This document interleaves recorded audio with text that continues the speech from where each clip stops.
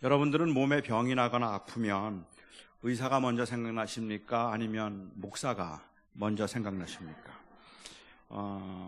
속이 쓰릴 때, 허리 아플 때, 배가 아플 때 병원에 가봐야겠구나 하는 생각이 먼저 드십니까? 아니면 기도받으러 교회 가야 되겠다는 생각이 먼저 드십니까?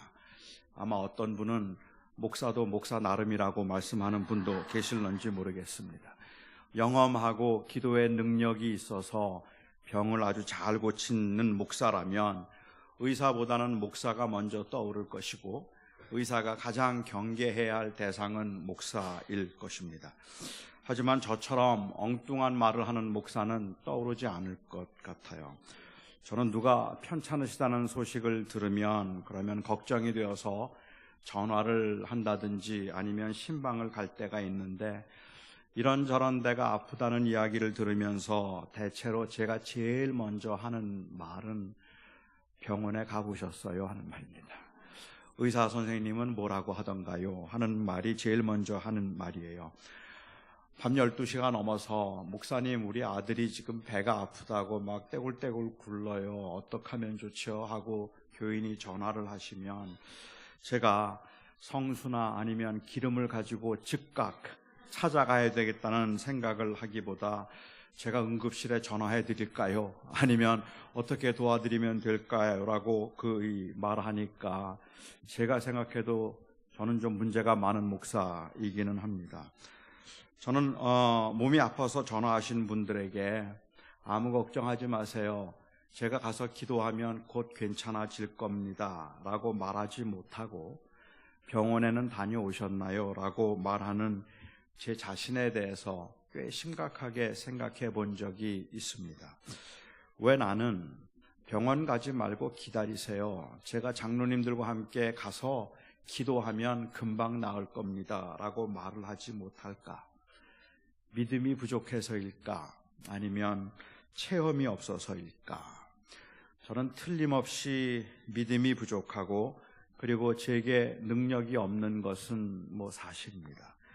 저는 아직까지 한 번도 제가 기도해서 시각장애인의 눈을 뜨게 해본 적 없었고, 그리고 암세포를 한순간에 날려버린 그러한 경험도 없습니다.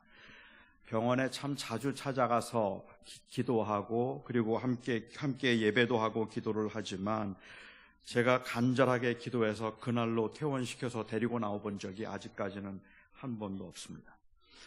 그뿐만 아니라 제 아들이 열이 나서 이마가 불덩이 같을 때 내가 손을 얹고 기도하면 이 열이 떨어지리라고 생각하기보다는 아스피린을 먼저 찾습니다. 제가 그렇게 하는 이유는 물론 제게 신유의 은사가 없기 때문이기도 합니다. 물론 신유의 은사에 대해서도 좀 생각해 볼 필요가 있겠죠. 사람들은 종종 오해해서 신유의 은사란 어떤 병을 고칠 수 있는 능력을 한 사람에게 본유적으로, 전권적으로 주신 것이라고 생각하는 경향이 있는 것 같아요. 하지만 하나님께서는 병을 고칠 수 있는 능력을 어떤 누구에게도 전권적으로 주시는 일이 없습니다. 하나님께서는 병을 고치실 때 성령께서 친히 고치시지 사람에게 능력을 주어서 고치도록 그렇게 할 수 있는 권한을 준 사람은 없기 때문에 사실은 신유의 은사라는 것은 그 병을 고칠 수 있는 능력을 가지고 있는 사람이 아니라 성령께서 그를 통하여서 병 고침의 역사를 자주 일으키는 사람입니다. 그러니까 병을 고치는 주체는 언제나 하나님이세요. 사람에게는 그 능력이 없어요. 자기가 원한다고 고쳐주고 자기가 원한다고 안 고쳐줄 수 있는 게 아니라 그를 통해서 성령께서 역사하시는 것이니까, 제 경우에는 손목이 아파서 연주를 못한다는 자매를 위해서 기도했더니 손목이 나아져서 그 다음날 연주를 할 수 있었다는 간증을 들은 적이 있고, 허리가 아프다는 어느 분을 위해서 기도했더니 오늘은 허리가 좋아졌다는 분이 계셨는데, 제가 26년 목회하면서 딱 한 번 있었던 일이기 때문에 이거는 신유의 은사가 아닌 겁니다. 그러니까는 제게서는 자주 그런 일이 나타나지 않아서 허리 아픈 분들 저 찾아오셔도 별로 그렇게 도움이 되지는 않을 겁니다. 신유의 은사가 저에게는 없어요. 주님께서는 저를 통해서 병 고치는 일을 자주 하지는 않으셨습니다. 아니, 거의 안 하셨죠. 제게는 믿음도 부족합니다. 하지만 제가 병원에 다녀오셨어요? 라는 말을 먼저 묻는 이유 중에 하나는 제가 가지고 있는 어떤 신앙적인 확신 때문이기도 하고 일반 의학에 대한 저의 신학적인 입장 때문이기도 합니다. 저는 목회를 하면서 한 번도 그런 능력을 달라고 기도해 본 적도 없었고 제가 바른 종이 되기 위해서는 그런 능력을 받아야 한다고 생각해 본 적도 없습니다. 물론 아주 어려운 상황에서 고통 가운데 있는 분들과 정말로 너무 힘들게 병투병을 하고 계시는 분들을 보면 하나님께서 나에게 신유의 은사를 허락하셔서 아니면 하나님께서 저를 통해서 그분들을 좀 고쳐주셨으면 좋겠다는 간절한 마음이 든 때는 많지만 그럼에도 불구하고 제게 그 능력을 주셔야 제가 좋은 목사가 될 수 있다고 생각해 본 적은 없습니다. 그럼에도 불구하고 저는 열심히 병원을 찾아다니고 특별히 몸이 아픈 분들을 위해서 더 많이 기도하고 또 함께 기도하기를 좋아합니다. 하지만 제가 그렇게 하는 이유는 어쩌다 혹시 병이 낫게 되지는 않을까? 그래서 어느 날 제가 갑자기 뜨게 되는 것은 아닐까라는 기대 때문도 아니고 능력도 없으면서 능력이 있는 줄 착각하거나 아니면 교인들에게 능력 있는 종인 것처럼 보이기 위해서 그러는 것은 아닙니다. 제가 병자들을 위해서 특별히 많이 기도하는 이유는 저는 기도의 능력을 믿기 때문입니다. 물론 제가 기도의 능력을 믿는다는 말은 무엇이든지 어떤 병이든지 고칠 수 있는 어떤 그 초능적인 기도의 능력을 믿는다는 말이 아니고 하나님께서 저의 기도를 들으시고 저의 기도에 응답하심을 믿는다는 말입니다. 오늘 본문도 바로 이 기도의 능력에 관해서 말씀하고 있다고 저는 생각을 합니다. 14절 말씀을 보면 너희 중에 병든 자가 있느냐? 저는 교회의 장로들을 청할 것이요 그들은 주의 이름으로 기름을 바르며 위하여 기도할지니라 라는 말씀이 있습니다. 성경에서 장로들을 말하면 거기에는 목사도 포함될 테니까 틀림없이 저에게도 해당되는 말씀입니다. 하지만 저에게 신유의 은사가 없고 저에게 능력이 없다면 병이 들었는데 저를 부르라고 하는 것은 쓸데없는 일이 아니겠습니까?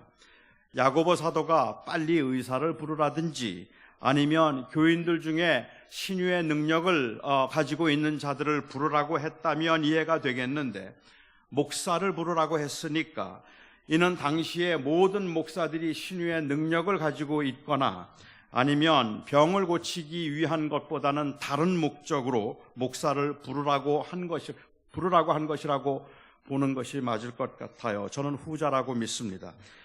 목사들이 모두 다 신유의 은사를 가졌다면 병원이 다 망했겠죠.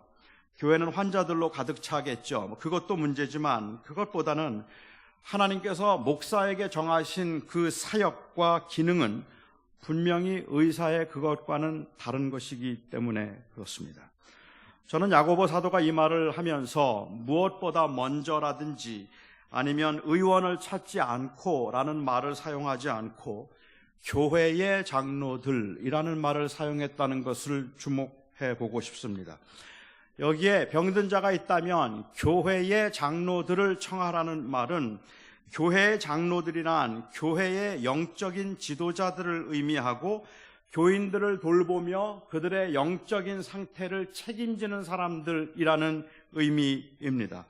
따라서 교회의 장로들을 부르라는 말은 몸에 병이 든 사람들이 있다면 그 사람에 대해서 교회적으로 관심을 가지라는 말이고 몸이 병이 들었으면 영적인 도움을 받아야 한다는 의미라고 보아야 할 겁니다. 사람이 병이 드는 데는 여러 가지 이유가 있습니다. 의학적인 이유들은 우리가 뒤로 하고라도 어떤 사람들의 경우는 하나님께서 잠시 이 연단을 하도록 하기 위해서 고난을 허락하시는 경우도 있고 범죄함으로 인한 징계일 수도 있겠고 하나님의 능력을 체험하도록 하기 위해서 하나님께서 일시적으로 주신 병인 경우도 있을 겁니다. 아니면 하나님께서 이제 그만 하나님의 품으로 데려가시기 위한 수단으로 병을 주시는 경우도 있을 겁니다. 문제는 어떤 사람이 병이 들면 우리는 아무도 하나님께서 그 사람에게 왜 병을 주셨는지 그 원인을 알 수 없다는 것입니다. 우리가 함부로 그 원인을 규정하려고 하는 것은 굉장히 위험한 일이기도 하죠. 저는 이제 이 동부에서 장애인들과 같이 사역을 많이 했는데, 장애인 가족들이 제일 힘들어하는 것 중에 하나가 그 교통사고로 이제 마비가 된다든지 아니면 장애가 된 경우에 교인들이 찾아온대요. 찾아와서 위로를 하고 눈물을 흘리면서 그렇게 안타까워하기도 하고, 그런데 꼭 나가면서 한마디를 꼭 하신대요. 혹시 뭐 잘못한 거 있는지 회개하라고 그런대요. 근데 그게 너무 가슴이 아프다는 거예요. 그게 너무 마음이 아프다 그래요. 그러니까 뭐 어떤 경우에는 그게 다윗의 경우처럼 범죄로 인하여서 하나님께서 내린 징계에 있을 수도 있겠지만, 모든 고난이 다 하나님의 징계는 아니라는 말입니다. 욥이 고난을 받았을 때 욥의 친구들은 그 고난의 원인이 바로 욥의 범죄함일 거라고 생각을 했어요. 그래서 욥이 하나님 앞에 회개하고 돌아오면 하나님께서 그를 다시 회복시켜 주실 것이라는, 그 회개하고 돌아오라는 의미에서 내 시작은 미약하였으나 나중은 심히 창대하리라라고 다시 이야기를 했죠. 하나님이 하신 말씀이 아닌데도 우리는 그게 하나님의 말씀이 하신 것처럼 생각해서 시작은 미약하지만 나중은 하나님이 창대하게 하시리라고 우리는 종종 오해를 하기도 하는데, 사실 그 말의 배경은 욥이 범죄했으니까 하나님이 치셨을 거라는 거예요. 그러니까 회개하라는 거죠. 그리고 욥은 하나님 앞에서 자기의 결백을 주장하면서, 사실 욥이 말하려고 했던 것 중에 하나가 있다면, 하나님께서 범죄함으로 치신다면 그걸 누가 뭐라 그러겠어요? 당연한 일이죠. 그 앞에 설 자가 누가 있겠습니까? 그러니까 할 말이 없는데, 그런데 왜 하나님이 너희는 안 치시니? 그 말인 거예요. 그러니까 마치 그 하나님이 범죄했기 때문에 치신다고 말하는 사람들의 입장은 하나님이 그를 벌하지 않을 만큼 깨끗하다는 의미처럼 들릴 수 있기 때문에 매우 위험한 말이죠. 뭐 그걸 떠나서라도 어떤 사람이 당하는 고난에 대해서 우리가 함부로 쉽게 원인을 규명하려고 하는 것은 굉장히 어려운 일이고 또 위험한 일일 수도 있다고 생각합니다. 저는 아직도 제가 장애인인 이유를 잘 모릅니다. 물론 하나님께서는 그 약함을 통해서 주님이 더 주님을 의지하도록 만드셨다는 것은 이해가 되는데, 그런데 왜 하나님께서 나에게 장애를 주셨을까? 어떤 사람들은 아주 그럴듯한 이유로 저를 위로하려고 하기도 해요. 제가 볼 때는 상당히 그럴듯해 보이기는 하는데, 제 외모가 너무 특출해서 장애인이 아니면 연예인 할까봐 하나님이 그러셨다는 거예요. 이해는 되죠. 그런데 그렇게 함부로 규명하면 안 되잖아요. 그건 아닐 수도 있잖아요. 그래서 우리는 고난의 원인은 사실 잘 모릅니다. 그러니까 어떤 사람의 경우는 병을 고치기 위한 수단일 수도 있겠고, 어떤 사람의 경우는 하나님의 징계일 수도 있겠고, 어떤 사람의 경우는 그를 연단하기 위한 수단일 수도 있겠고, 또 사실 어떤 경우에 있어서는 하나님께서 그를 데려가시기 위해서 그 병을 주시는 경우도 있다는 말입니다. 이 모든 경우에 목사가 할 수 있는 궁극적인 일은 하나님과의 관계를 확인하도록 하는 것입니다. 그것이 어떤 사람에게는 하나님의 뜻에 순종하도록 하는 것일 수도 있겠고, 어떤 사람에게는 인내하도록 위로하는 것일 수도 있겠고, 또 어떤 사람에게는 회개를 촉구하는 것일 수도 있을 것이고, 병고침을 위한 간절한 기도를 하도록 하기 위한 것일 수도 있습니다. 이 모든 것들을 통해서 결국 병상에서 하나님을 더 생각하도록 하고 하나님을 바라보도록 하여서 하나님을 의지함으로 하나님께 소망을 두도록 하는 것이 바로 목사가 하는 일이고 교회가 하는 일이라는 말입니다. 이것을 위해서 병든 자가 있다면 교회의 장로들을 청하라고 했습니다. 장로들이 병자들을 위해서 기도해야 하는 또 다른 이유가 있습니다. 그것은 바로 진정한 성도의 교제, 즉 교회의 사명입니다. 병든 사람이 교회의 장로들을 청하는 것은 함께 아픔을 나누고 고통에 동참하여서 붙들어주기 위함, 그 붙들어주는 아름다움 때문입니다. 즉 하나님께서 교회에 주신 사명을 이루도록 하기 위해서인데, 비록 죽음이 확정된 그 이 병상에서조차도 믿음의 식구들이 찾아가서 그들을 위해서 간절하게 기도하는 것은 꼭 살아날 것이라고 하는 거짓된 평안을 주기 위해서, 마지막 순간까지 주기 위해서거나 아니면은 내 기도로 반드시 살려내겠다는 망상 때문이 아니라 너무도 절망적이고 견디기 힘든 그 마지막 순간까지라도 최선을 다해서 끝까지 함께하며 같이 고통을 나누겠다는 그러한 마음 때문에 교회는 마지막 순간까지도 찾아가는 겁니다. 그래서 살려달라고 하나님 앞에 부르짖고 기도하는 이유는 바로 그러한 기도를 통해서 동참하고 싶고 동행하고 싶고 함께하고 싶기 때문에 그런 것이죠.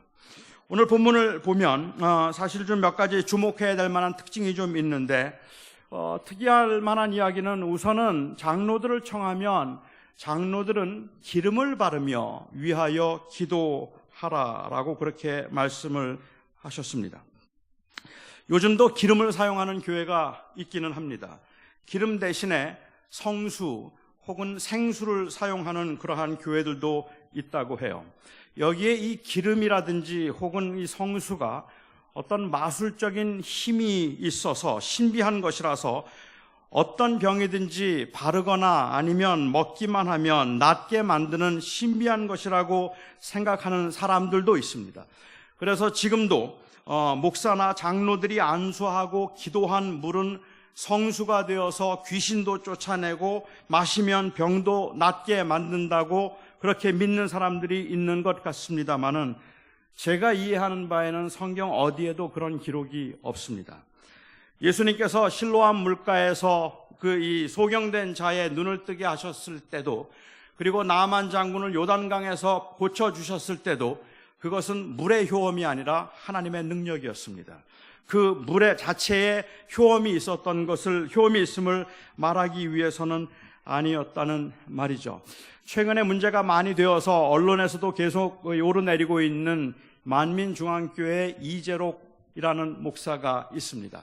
이 이재록 목사가 한 10여 년 전에 PD수첩에서 그 교회를 취재한 것에 의하면 그의 고향인 무안이라는 곳에서 단물을 끌어다가 그 당시에 교회 뒤에 수도꼭지를 한 10개쯤 만들어 놓았다 그래요. 그래서 그 수도꼭지에서 무안에서 끌어왔다는 그 물을 이 조그만 분무기에 넣어서 그 10여 년 전에 하나에 500원씩 팔았습니다. 그 500원씩 그 PD수첩에서 취재한 바에 의하면 팔았는데, 그때 기자가 그 교인들에게 묻기를 정말로 이 물이 효험이 있다고 생각합니까? 라고 물었을 때 그 교인들은 아주 순진하게 대답하기를, 그럼요. 이 약은 만병통치약인데 어떤 병이든지 먹고 바르면 그러면 무슨 병이든지 다 낫는다고 이야기했다고 합니다. 그래서 그 약을 광고하면서 선전하면서 당시 교회가 말하기를 이 약이 얼마나 효험이 있는지 죽어가는 백합이나 아니면 병아리에 뿌리면 죽어가던 꽃이 소생하고 그리고 병아리가 살아나고 어떤 병에든지 다 고칠 뿐만 아니라 고장난 가스레인지나 아니면 컴퓨터에 뿌리면 그 고장난 가스레인지가 다시 돌아가고 컴퓨터도 다시 작동을 한다고 그렇게 이야기를 했습니다. 더 기가 막힌 것, 지금은 아마 사라졌을 텐데요. 얼마 전까지만 하더라도 그 웹페이지에 나와 있는 그 물의 효험을 말하는 간증 중에 가장 많은 것이, 여러분 놀라지 마십시오, 눈에 뿌리면 쌍꺼풀이 생겨요. 엄청난 효험이죠. 이런 물은 없습니다. 그렇게 하나님께서 어떤 물에 능력을 갖게 해서 물을 통하여서 고친 물이나 성수는 없다는 말입니다. 이미 말씀드렸던 것처럼 실로암 물가에 가서 주님께서 이 눈을 씻으라고 말씀하셨을 때에도, 그때도 그 실로암 물에 효험이 있어서 그 물을 통하여서 고치기 위한 것은 아니었고, 오히려 굉장히 무모한 요구를 통하여서 순종을 확인하시고 그리고 또한 그 순종을 강조하신 사건이었다고 보아야 할 것 같아요. 나면서 시각장애인 되었던 사람, 장애인들은 다 비슷하게 경험을 하는 거지만 사실은 어디 걷고 다니는 게 굉장히 불편합니다. 그런데 그 장애인에게, 앞을 보지 못하는 장애인에게 진흙을 개어서 그래서 눈에 바르고 그것을 그대로 한 채로 실로암 물가에 가서 씻으라는 것은 상당히 무모한 요구입니다. 저는 상상을 해보면 사실은 잘 상상이 되지 않는 그러한 무리한 것이고 이해가 잘 안 되는 부분들이에요. 사막지방이잖아요. 그런데 예수님께서 침을 뱉어서 진흙을 개었다면 도대체 몇 번을 캬캬 하셨을까? 한번 생각해 보십시오. 그 침을 얼마나 걸쭉하게 뱉으셔야 도대체 이 진흙을 개일 정도로 침을 뱉을 수 있을까? 그리고 그것을 개어서 눈에다가 바르고 그것을 떨어지지 않도록 해야 된다면 일반 비장애인들도 어려운데 시각장애인이 그걸 바르고 어떻게 그 언덕까지, 그 물가까지 가겠어요? 그 물가로 간다고 하더라도 지금처럼 뭐 도로 포장이 잘 돼 있는 것도 아니고 그게 장애인에게는 얼마나 어려운 일이겠습니까? 그런데 주님께서 그것을 요구하신 것은 무모하지만 순종을 요구하고 계시는 사건이라고 보면 이해가 되는데 그 물의 효험은 아니죠. 만일 그랬다면 그 다음에 시각장애인들 전부 다 뛰어들었을걸요. 요단강에 물의 효험이 있어서 나하만 장군을 고쳤다면 그러면 모든 나환자들이 다 고침을 받았어야죠. 그 소문만 났다면. 하지만 이것은 그 물에는 아무 효험이 없는 거예요. 오히려 물이 아니라 하나님의 능력이죠. 예수님의 능력으로 그 병을 고치신 것이지 물로 고친 게 아닌데 마치 어떤 성수가 있어서 혹은 성유가 있어서 목사가 안수하고 나면 그 물이 효험 있는 물이 되어서 어떤 병이든지 다 고칠 수 있다고 말한다면 그 말은 맞는 말이 아니라고 저는 생각합니다. 또 어떤 분들은 여기에 기름을 바르며라고 이야기할 때 기름이 약을 상징한다고 그렇게 주장하는 분들도 계십니다. 충분히 일리 있는 주장이라고 생각하고 저는 그렇게도 생각할 수 있다고 생각하는데 저 개인적으로는 잘 납득은 안 됩니다. 사실 고대에 기름이 약으로 사용된 적은 있어서 예수님께서 말씀하신 선한 사마리아 사람의 비유를 보아도 강도를 만나서 상처 입은 자에게 그 선한 사마리아인이 기름을 발라서 고쳐주었다고 해서 기름이 외상에 약으로 사용된 적이 있기는 하지만 기름이 모든 병에 약으로 사용되지는 않았습니다. 장로들이 기름을 바르며 기도하는 것이 약도 먹으면서 기도도 하라, 병 낫기를 위해서 기도하라는 것의 상징이라고 저는 생각되지는 않아요. 만일 그렇다면 그게 왜 그냥 기름이 약을 상징한다면 약이라는 단어가 있는데도 굳이 왜 상징적인 기름을 사용했는가 하는 것도 잘 이해가 안 되고, 그리고 그 약을 쓰며 기도하라고 말을 한다면 왜 꼭 기름을 바르는 걸 장로가 해야 됐을까? 그냥 그 교인 집에 있는 식구 중에 해도 되는데 왜 꼭 장로가 해야 됐을까 하는 것도 잘 이해가 되지 않습니다. 제가 생각할 때 여기서 기름은 오히려 성령의 능력을 가리킨다고 저는 생각합니다. 따라서 기름을 바르며 기도하라는 말은 성령의 위로와 성령의 능력을 온전히 믿고 그리고 교회적으로 기도한다는 의미입니다. 그런데 이 성령의 능력은 병고침을 통해서만 나타나지 않습니다.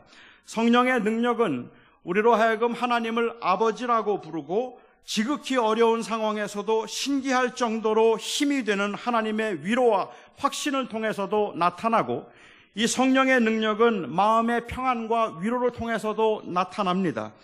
기름을 바르며 기도한다는 말은, 장로들을 청하여 장로들이 기름을 바르며 기도한다는 말은 어떤 상황에서도 전적으로 하나님을 신뢰한다는 그러한 그 고백이고, 성령의 도우심으로 그 고난을 이기기도 하고 물리치기도 하겠다는 믿음의 고백이고, 이렇게 살아가는 하나님의 사람들의 삶에 교회가 동참하여서 함께 구하고 함께 하겠다는 그러한 공동체적인 고백입니다. 하나님의 사람들이 궁극적으로 원하는 것은 사실은 형통함이 아니라 동행함입니다. 하나님의 사람들이 궁극적으로 원하는 것은 편안하고 안정된 삶이 아니라 하나님이 기뻐하시고 하나님이 원하시는 삶입니다.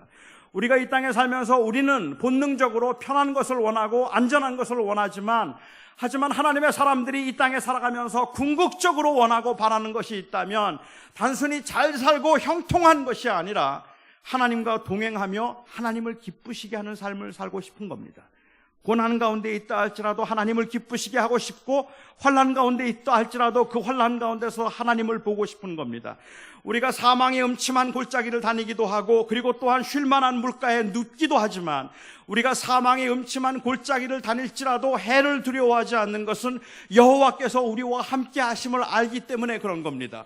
그러니까 우리가 원하는 것은 사망의 음침한 골짜기를 가지 않겠다는 것이 아니라, 하나님이 원하시고 하나님이 뜻하신다면 고난의 길이라 할지라도 우리는 갈 수 있는데, 그 고난의 길을 가면서 저희가 확인해 보고 싶고 돌아보고 싶고, 그리고 다시 둘러보고 싶어서 분명히 붙들고 싶은 것이 있다면, 하나님 정말 나와 함께 하십니까? 그거예요.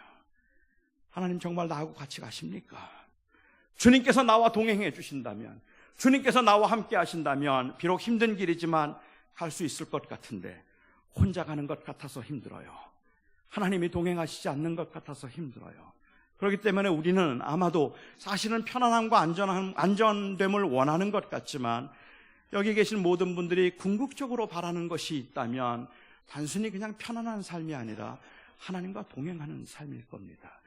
우리가 정말 힘든 건 고난 중에 하나님이 안 계신 것 같아서 힘들어요. 환난 가운데 하나님이 떠나신 것 같아서 힘들고, 그리고 하나님이 나를 지켜주시지 않는가 하는 그러한 두려운 마음이 있어서 힘든 것이지, 그거 확인하면 견딜만 해요. 갈 수 있어요. 그것을 확인하게 해주는 것이 바로 교회입니다. 공동체가 그것을 하라고 말하고 있는 것이죠. 이 미국의 데이빗 제레마이아라고 하는 유명한 설교가가 있습니다. 이 데이빗 제레마이아라고 하는 설교가가 종종 사용하는 예화 중에 데이빗 니썸이라고 하는 이 소설가가 쓴 가상소설의 한 부분을 예화로 자주 사용을 합니다. 이거는 실제 사건은 아니고 그냥 소설인데 가상된 이야기입니다. 제가 아주 간단하게 한번 그 소설의 일부분을 소개해 드립니다. 두 농부가 있었답니다. 한 농부는 밀농사를 지었고 다른 한 농부는 도마도 농사를 지었습니다. 두 농부 모두 다 신실하게 하나님을 사랑하는 사람들이었고, 두 농부 모두 다 이번 농사에 가족의 사활이 걸려 있었고, 두 농부 모두 다 아내가 병이 들어서 수술을 받아야 했습니다. 어느 날 이 두 농부의 가족들이 하나님께 기도를 드렸습니다. 밀농사가 풍년이 되기 위해서는 그날 밤에 비가 한 번 더 시원하게 와 주어야 했고, 그리고 알맞게 무르익은 도마도 농사가 풍년이 되기 위해서는 그날 밤에 비가 오지 말아야 했습니다. 밀 농사를 짓는 농부는 윌체어에 앉은 부인과 아이들과 함께 둘러앉아서 하나님 앞에 간절하게 기도를 했습니다.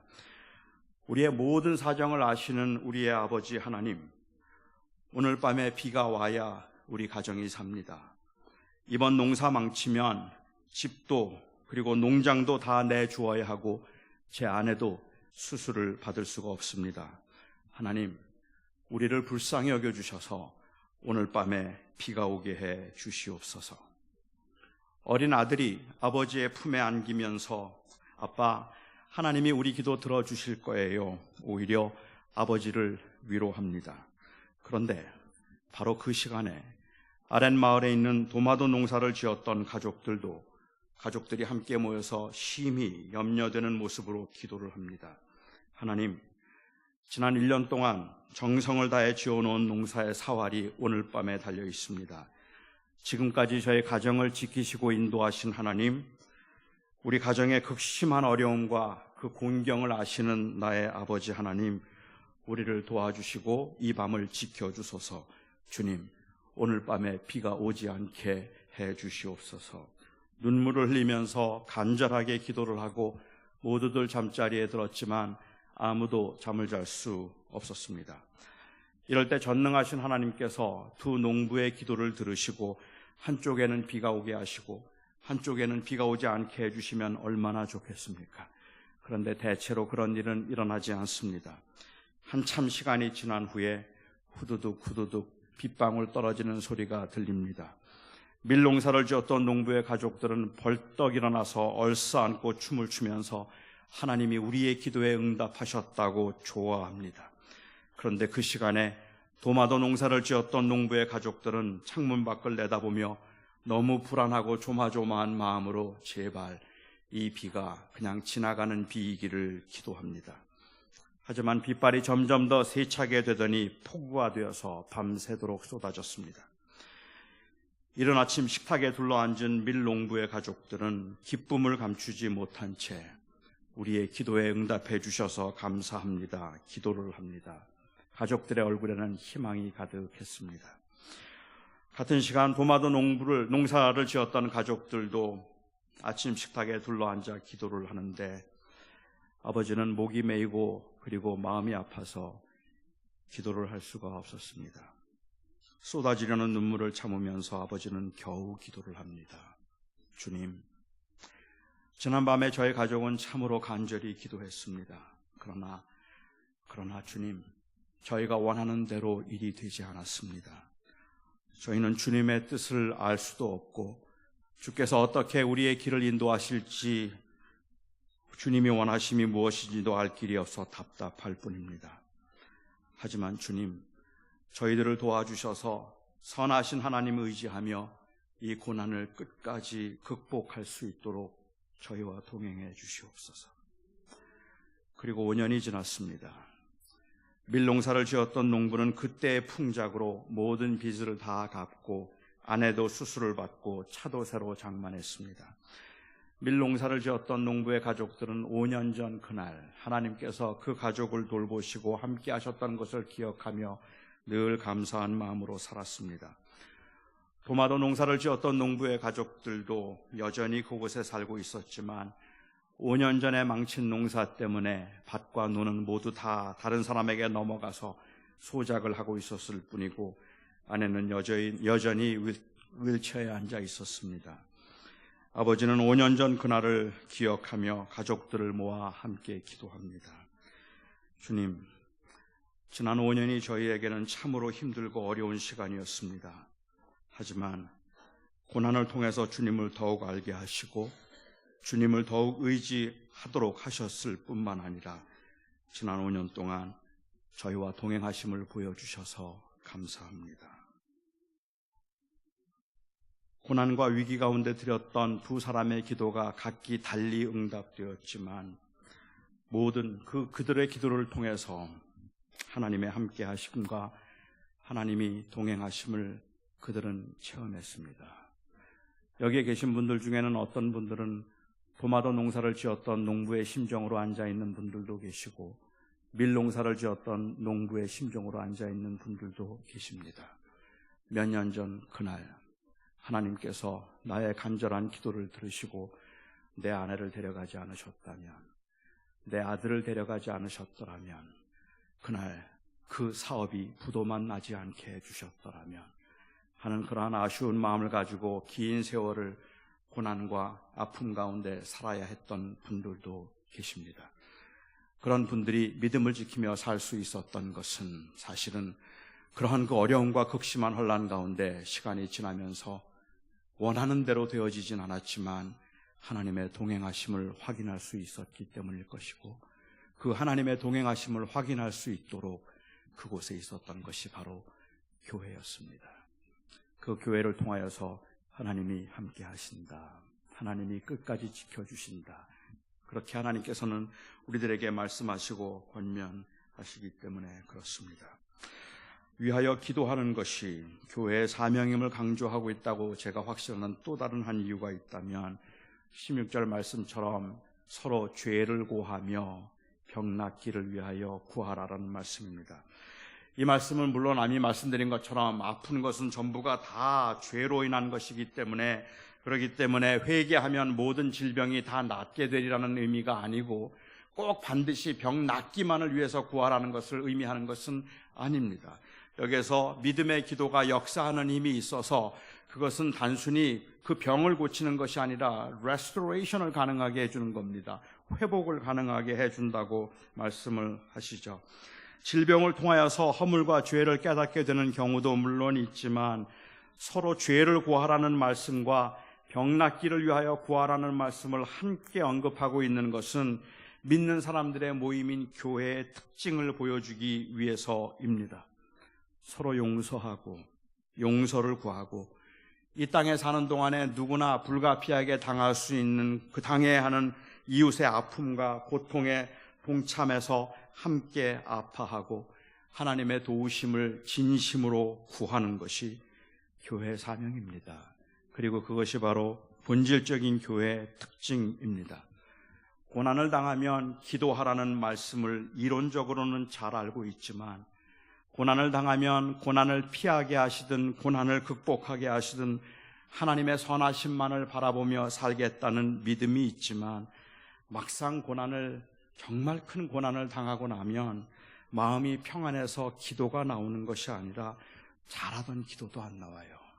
그냥 가슴이 턱턱 막히는 것 같고 그리고 한마디도 제대로 기도를 할 수 없는 경우들이 없게 됩니다. 왜 그렇지 않겠습니까? 태풍이 몰아치고 키를 넘는 파도가 넘실거리는데 그 앞에서 무섭지 않고 두려운 사람이 어디에 있겠단 말입니까? 제가 동부에 있을 때 한 권사님이 계셨습니다. 새벽마다 와서 기도를 하시는데 얼마나 기도를 간절하게 하시는지 그리고 기도 생활에 얼마나 충실하신지 직장 나가시기 전에 1시간을 꼬박 매일 와서 기도를 하고 가세요. 기도도 정말 참 잘하셔요. 그래서 참 기도의 여인이다라고 그렇게 말씀을 드렸는데 한 번은 31살 된 아들이 잔디를 깎다가 심장마비로 쓰러졌습니다. 그런데 아무도 발견하지를 못해서 너무 늦게 발견했기 때문에 뇌사 상태에 들어갔어요. 의식불명의 코마 상태에 들어갔죠. 코마에 들어가 있을 때 저희 온 교인들이 함께 그 병원에 찾아가서 기도를 했습니다.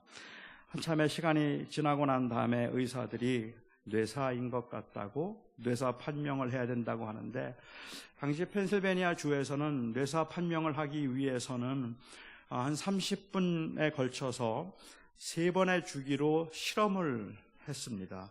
기구를 다 떼고 난 다음에 조금이라도 반응이 있으면 괜찮은데 아무 반응도 보이지 않으면 그러면 30초 후에 다시 해보고 이렇게 주기적으로 해서 30분 동안 몇 번을 하고 난 다음에 그리고 반응이 없으면 뇌사로 판정을 해서 이제 죽었다고 사망을 하는 겁니다. 그러니까 뇌사 판정을 하겠다고 그 검사를 하는데요. 그렇게 기도를 잘하시는 그 권사님께서 그 30여 분 동안 저하고 같이 있는 동안에 입에서 쉬지 않고 기도가 나와요. 그런데 딱 2마디밖에 못해요. 하나님 잘못했습니다. 하나님 살려주세요. 하나님 내가 잘못했습니다. 하나님 살려주세요. 하나님 잘못했어요. 하나님 살려주세요. 아무 말도 못해요. 그 절망적인 상황에서 기도 안 되더라고요. 그렇게 쉽게 기도 안 돼요. 기도해야 된다는 건 아는데 그런데 기도가 안 나와요. 너무 답답하고 너무 깜깜해서 아무 말도 하지 못하는 거죠. 이럴 때 누군가가 옆에 서서 손을 좀 붙잡아 준다면 괜찮을 겁니다. 제가 함께 기도할게요. 이렇게 말해준다면 그게 얼마나 큰 힘이 되고 위로가 되겠습니까? 혼자의 힘으로 감당하기에는 고난의 문턱은 너무 높습니다. 누군가 끌어주고 누군가 밀어주고 누군가 같이 기도해 줄 수 있으면 넘을 수 있어요. 아내일 수 있습니다. 남편일 수 있습니다. 친구이고 부모일 수 있습니다. 야고보 사도는 오늘 교회도 그 중에 하나여야 한다고 말하고 있는 겁니다. 교회도 그렇게 해야 된다고 말하는 겁니다. 장로들이란 하나님께서 특별히 기도를 들으시는 능력 있는 자들을 대표하는 것이 아니라 교회를 대표하는 것입니다.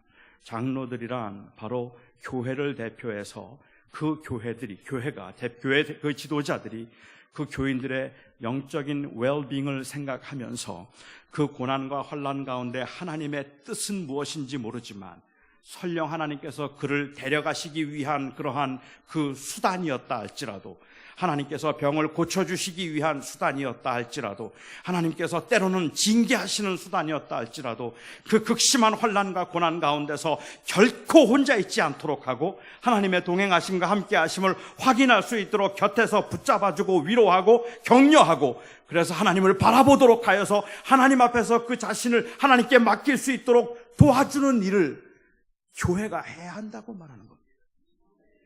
교회의 본질적인 사명은 그래서 서로 용서를 구하고 서로 용서해주고 그리고 서로 참아주고 힘든 사람들을 보면 누구보다도 먼저 뛰어가서 그들을 안고 같이 기도해 주는 것, 이게 바로 교회라는 공동체라는 말입니다. 교회 장로들은 대신 기도하는 사람들이 아니라 함께 기도하는 사람들이고, 그리고 기도를 도와주는 사람들입니다. 그래서 기도가 필요한 것이죠. 그런데요, 애석하게도 언제부턴지 이 기도가 교회에는 좀 소홀해졌습니다. 서로 위하여 기도하라는 이야기를 듣지만 우리는 그렇게 서로 기도하는 게 아주 어색한 교회가 되어버렸다는 말입니다. 어쩌다라도 교회에서 그냥 한 두어 분이 집사님 요즘 얼굴이 좀 안 좋아 보인다. 무슨 일이 있어? 너무 힘들어요. 그래, 내가 기도할게. 같이 기도하자. 그래서 붙들고 그 안타까워서 같이 옆에서 기도하면 그 교인들이 그 모습이 자연스럽게 보이는 게 아니라 뒤에서 수근거려요. 저 사람 둘이 사겨? 왜 저렇게 유난을 떨어? 요즘 이게 교회 모습인 것처럼 보여진다는 게 가슴이 아프다는 말입니다. 제가 섬기던 교회에서는 중보기도 팀이 있어서 한 50여 명이 매일 일주일에 한 시간씩 시간을 정해서 기도를 합니다. 제가 그 중보기도 팀에게 기도의 제목들을, 교인들의 기도의 제목들을 요청해서 그 기도의 제목들을 가지고 같이 기도하는 그 아름다운 시간, 아름다운 사역이라고 저는 생각을 하는데, 전체 마음을 아프게 하는 것들이 있어요. 여러분들이 저에게 전화를 하세요. 목사님, 제 아들이 이번에 수술을 받게 됩니다. 제 아들 위해서 기도해 주세요. 그래요. 제가 기도할게요. 그런데 이 기도를 우리 중보기도팀에서 같이 기도하면 어떨까? 아니요. 다른 사람들한테는 말하지 마세요. 아무에게도 말하지 말고 목사님 혼자 기도해 주세요. 오히려 그 아픔을 이야기하는 것이 교회 안에서는 그냥 한담거리가 되거나, 아니면 사람들이 너무 쉽고 가볍게 아무렇지도 않게 말하는 게 너무 마음이 아파서 교인들에게 말하지 마세요라고 말하는 그 현실이 너무 가슴이 아프단 말입니다. 교회가 그런 데가 아닌데, 교회는 아프면 말하고 그 사람을 생각해서 그것을 무슨 내가 먼저 아는 무슨 대단한 비밀인 것처럼 여기저기에 말하기보다는 오히려 그냥 말없이 그를 위해서 기도해주고, 그리고 눈물을 뿌리면서 함께 그 아픔 가운데 동참해 주려고 하는 그러한 간절함이 어쩌면 오늘날 교회에 빠져 있는 것 같지 않는가 말입니다. 정말 기도들을 많이 하는데, 그런데 함께 기도함이 익숙하지 않은 교회가 되었고, 모든 기도가 그냥 개인적인 기도이고 공동체적인 기도가 사라져버린 것 같은 시대가 되었다는 말이죠.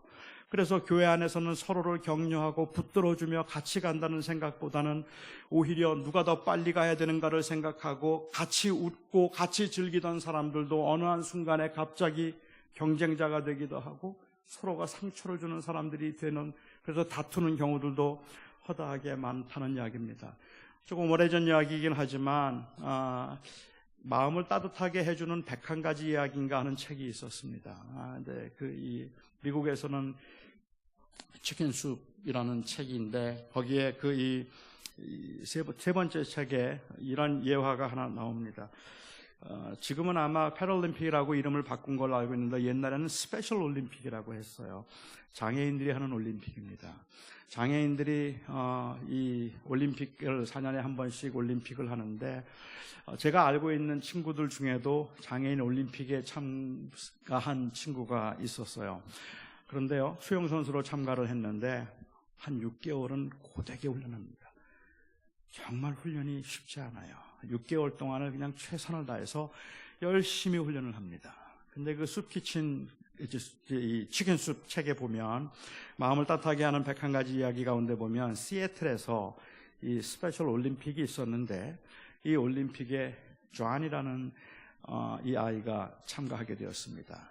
다운 증후군을 앓고 있던 장애인이었어요. 단거리 선수로 참가를 했습니다. 아마도 이 존도 몇 달 동안을 열심히 훈련을 하고 연습을 했을 겁니다. 그렇게 열심히 훈련을 하고 연습을 해서 올림픽에 참가를 했어요. 8명의 다운 증후군 이 장애인들이 그 줄에 섰습니다. 시작 신호와 함께 앞으로 뛰어나갔는데, 뛰어나가자마자 얼마 안 돼서 존이 넘어졌습니다. 8명의 선수가 뛰다가 한 명이 넘어지면 7명에게는 기회입니다. 그런데 누가 뭐라고 그러지 않았는데 그 8명이 앞으로 뛰어나갔다가 앞으로 나갔던 8명 중에 조한이 넘어지니까 7명이 동시에 섰습니다. 그리고 다 돌아왔습니다.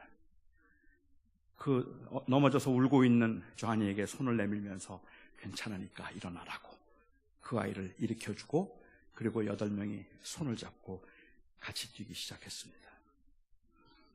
그곳에 있던 오디언스들, 청중들이 모두 일어나서 박수를 보냈어요. 이 장애인들에게는 이긴다는 게 의미가 없었어요. 그냥 뛴다는 게 의미가 있었을 뿐입니다. 그들에게는 함께 뛴다는 게 의미가 있었지 누가 더 잘 뛰는가가 의미가 없었습니다. 저는 교회가 이래야 된다고 생각합니다. 누가 더 잘 가는가, 누가 더 빨리 가는가, 어느 교회가 더 빨리 성장했는가, 그것보다 훨씬 더 의미 있는 일은 같이 가는 겁니다. 그냥 약한 사람이 있으면 붙들고 천천히라도 같이 가는 게 교회이지, 그런 사람 다 떼어놓고 빨리 뛰자고, 그래서 제일 먼저 뛰어가는 것이 우리의 궁극적인 그러한 이 교회 존재의 목적이 아니라는 말입니다. 함께 기도하라는 말은 아픔을 같이 나누라는 말입니다. 함께 하라는 것이고, 이 교회가 가지고 있는 세상과 다른 독특한 교회 공동체의 특징이 있다면 그것은 바로 함께함. 약하고 아픈 사람일수록, 어려운 사람일수록 더 품어주려고 하고, 그들과 함께 가기 위해서 모두가 다 발걸음을 좀 늦출 수 있는 그런 곳이 교회라는 말입니다. 비슷한 얘기는 하지만 예일대학교의 행동심리학 교수인 로버트라고 하는 사람이 있습니다. 이 로버트라고 하는 이 심리학자가 한 번은 재미있는 실험을 한 적이 있었어요. 20명의 학생들을 모았습니다. 10살 된 아이들입니다. 4학년짜리. 10살 된 아이들을 20명을 모아놓고 그 아이들에게 게임을 했어요. 이 발목에 풍선을 묶고 터뜨리는 그 볼룬 스탬프라는 그 게임을 이제 하는데, 아이들에게 소개를 했습니다. 백에 풍선 하나씩 묶어주면서, 자, 내가 시작하면 여기 있는 풍선을 다 터뜨리는 거야. 그렇게 설명을 하고 시작하고 순식간에 아수라장이 되었습니다. 서로 밟아서 터뜨리려고 막 뛰기 시작하는 거예요. 결국은 제일 빠르고 힘 있는 아이의 풍선이 가장 마지막까지 남겠죠. 남의 풍선을 터뜨리라는 말을 한 적이 없고 그냥 풍선을 터뜨리라고 했는데 이 아이들은 그렇게 했습니다. 오후 시간에 20명을 또 모았습니다. 이 20명은 발달장애인들이었습니다. 그 20명 학생들에게 똑같이 이야기를 했어요. 내가 시작하면 여기에는 풍선들을 터뜨리는 거야. 그리고는 발목에 풍선을 묶어주고 시작했습니다. 한 아이가 조용히 앉더니 자기 발목에 있는 풍선을 잡습니다. 옆에 아이가 그걸 밟아서 터뜨려요. 그리고 터뜨린 아이가 또 앉더니 자기 풍선을 잡아요. 그리고 옆에 아이가 터뜨려요. 그렇게 20개를 터뜨려 갔습니다. 그들에게는 이긴다는 게 의미가 없었어요. 그들에게는 그냥 풍선을 터뜨린다는 것만 의미가 있었습니다. 천국에 소망을 두고 살아가는 교회 공동체 안에선 이긴다는 건 의미가 없습니다. 함께 한다는 것이 의미가 있습니다. 여기에서 누가 제일 잘난 사람이지? 그건 별로 의미가 없습니다. 하나님께서 각자에게 주신 은사와 사명에 따라서 함께 가는 것, 그게 교회 공동체인 겁니다. 어쩌면 우리 교회들이 너무 빨리 가려고 해서, 그리고 어쩌면 우리 교회들이 그렇게 빨리 가려고 하다 보니까 교회 안에도 차별이 생기고 분쟁이 생기고 다툼이 생깁니다. 용서해야 하는데 용서하지 못합니다. 아픈 사람과 같이 가야 되는데 아픈 사람들을 불편해하기 시작합니다. 그것이 오늘날 우리의 교회의 모습이라면 저는 이 교회가, 예수 비전 교회가 정말 주님의 교회로서 빨리 가서 유명한 교회가 아니라 함께 가서 유명한 교회이기를 바랍니다. 아픈 사람들, 고난 중에 있는 사람들, 힘든 사람들, 그 사람들은 우리의 그냥 한담거리가 아니라 같이 아파해야 하고 같이 울어야 할 사람들인 겁니다. 사랑하는 성도 여러분, 2019년도에 이 교회가 주님이 기뻐하시는 교회로 건강하게 설 수 있도록 하기 위해서 약해 보이는 사람들을 오히려 감싸주고 참아주고 용서해주고 그리고 덮어주고 그래서 함께 가는 건강한 교회 되기를 바랍니다.